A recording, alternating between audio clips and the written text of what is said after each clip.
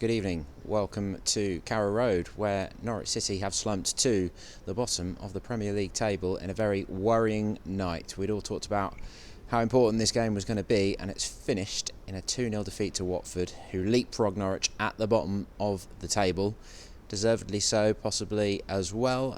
Norwich better in some ways, but their chances were not great, really. I'm not a huge fan of expected goal stats, and I haven't seen them yet, but I would imagine the quality of Watford's chances statistically will show up as being far stronger than Norwich's overall. Norwich have 65% of possession, so this is not a game where they've flopped to a 2-0 defeat, but frankly, they've only really got themselves to blame. Unfortunately, the pressure got to Emi Buendia in particular. He was just 90 seconds in. Teemu Pukki knocks a fairly simple backward pass to him from the halfway line, and Buendia just gets in a muddle. Deulofeu robs him very quickly, and then he's a very good player. Deulofeu came through at Barcelona, showed what he could do for Everton in patches.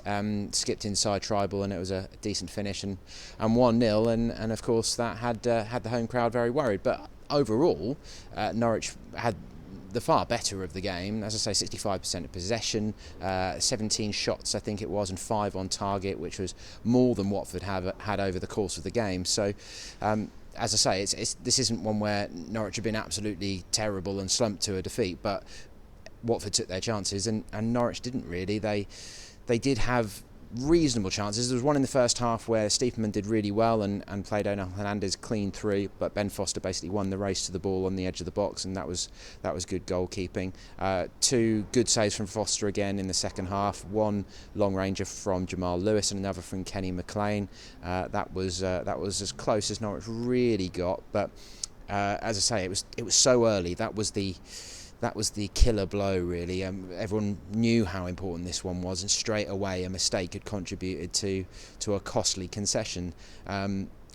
It was early second half, 52nd minute. Watford doubled their lead. Deulofeu in the centre of it again, the architect of it, teased Alex Tettey into a ill-advised tackle, shall we say. I think we saw the midfielder playing at centre-back there. He lunged into a challenge, and then Deulofeu doesn't get his first cross past Max Aarons, does manage to dink the second one past, and Andre Gray gets across Jamal Lewis, and a little sort of back-heeled flick past Tim Krul, who had no chance because it was from such close range, and sort of wrong-footed him to an extent, a slightly odd finish, and that's 2-0 after the 52nd minute, and clearly Carrow Road not a happy place. Although I think the crowd actually stuck with the team pretty well tonight. Even at full time, there weren't a lot of boos, considering there was maybe a smattering at the full-time whistle, but Daniel Farke still went round and applauded all 4 sides and got the sort of polite applause back. But it's the facts, isn't it? They're bottom of the table. They've lost 6 of their last 7. They've scored 2 goals in the last 6, and they were both consolations from Josip Drmic and Onel Hernandez when Norwich were already well beaten in both games. So they do not reflect well, and unfortunately there's now an international break, which is going to feel like a long time, a long 2 weeks to really dwell on this, let alone the fact that we've got the whole Premier League weekend to cope with almost, and see how much worse things get. Bottom of the table, 7 points from 12 games, so well off that required target of averaging 1 point per game, which is generally what you need if you're going to survive. So big questions to be asked. I think normally in this situation, a football club, a promoted club, the manager would be coming under heavy pressure, of course, and this is a different scenario. I don't think we expect Daniel Farke to be coming under particularly heavy pressure at this point, unless things were to really continue at this level for a continued period of time. Stuart Webber was on the pitch. This game was televised live by Sky, and he basically told the national media what he's been telling us the whole time, the fact that the not spending and the tight finances are a result of what has been done in the past, and that January transfer window of 2016 essentially. And he did say that if they're in the mix for survival in January, there would be the potential to spend if needs be, if they felt that it would help them get over the line, but he did stress that they would only be signing players with resale value, so essentially saying we won't be signing any Stephen Naismiths, no one who's going to be on big money in the Championship were the worst to happen. So again, a very realistic, grounded approach, which isn't fun for fans to hear, but spoke about wanting to make Norwich a top 26 club, which they of course did when Daniel signed his contract and Stuart subsequently, and acknowledged that if they have to go back down and bounce back, then that's what they're going to have to do. But it's feeling like a long season when you put all that sort of stuff into the mix as well. So in terms of team changes, there was no change to the starting 11. I'd be surprised if that was the case when we pitch up at Everton in a couple of weeks' time. Mario Vranches did come on to the bench and played the last 10 minutes, looked pretty rusty, did try to make things happen, but nothing really came off for him. Teemu Pukki was much more involved in the play today, but no majorly clear-cut ones. He had a sort of attempt from a second half corner at repeating that brilliant goal against Newcastle, but that didn't come off. That went high and wide, and there was a nice little dinked pass towards the end of the first half as well from Kenny McLean into sort of the right channel, and he took that on the volley, and he did get it on target and tested Foster, but didn't really get the power to it. So after the second goal, Daniel did react. He brought Todd Cantwell and Joseph Dermich on 10 minutes after the goal. Thought Cantwell was actually really good. He was a bright spark, certainly made things happen and really injected energy. So I think he'll be pleased with that on the back of not getting in the England under-21 squad today. Max Aarons and Ben Godfrey are both in that squad for the break, but Todd looked pretty fired up, and I think he probably pressed his claims to be in the starting lineup at Everton.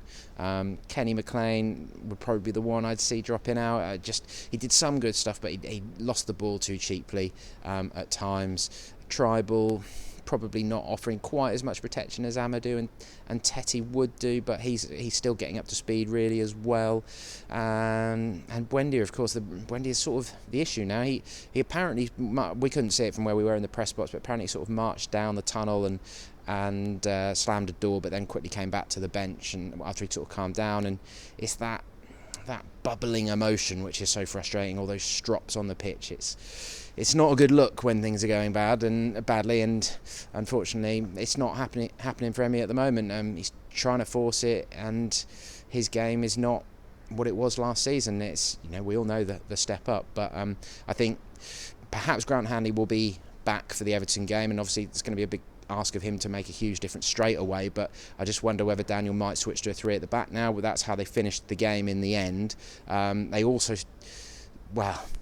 Watford were reduced to 10 men for the last 25 minutes. Kabasele basically got a second yellow card. Josip Dermich had done really well, good pace, got across him, and Kabasele just shoved him into the advertising hoardings in front of the City stand. That was his second yellow, but it didn't really make a huge effect because both teams were a bit puffed out by the end.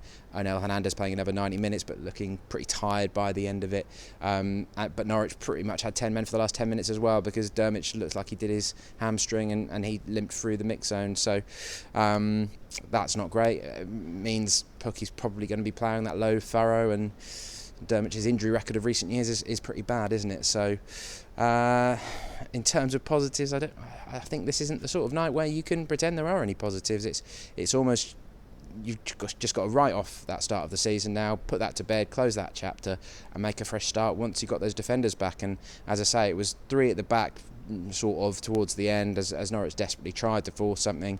And if you've got Hanley back in there and you can put Amadou and Godfrey either side of him and then have Teti and Tribal as your holding midfielders, something along those lines, then it hopefully would give a more solid base and allow them just to stabilise and try and rebuild a bit of that confidence, because that's draining away very quickly at the moment. So not the most fun of nights at Carrow Road. Head over to PinkUn.com for the full reaction from Daniel Farke. I haven't heard all of that yet, but Moritz Leitner wasn't involved tonight, so I believe there was a few questions about where he was. He wasn't even on the bench tonight, so that'll be interesting to find out what happened there.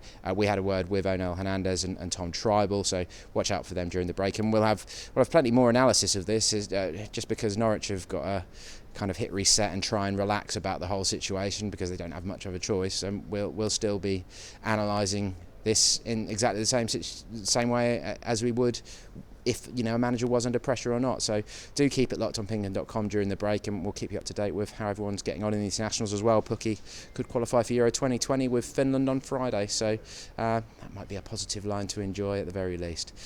Thanks for watching. Catch up with you soon.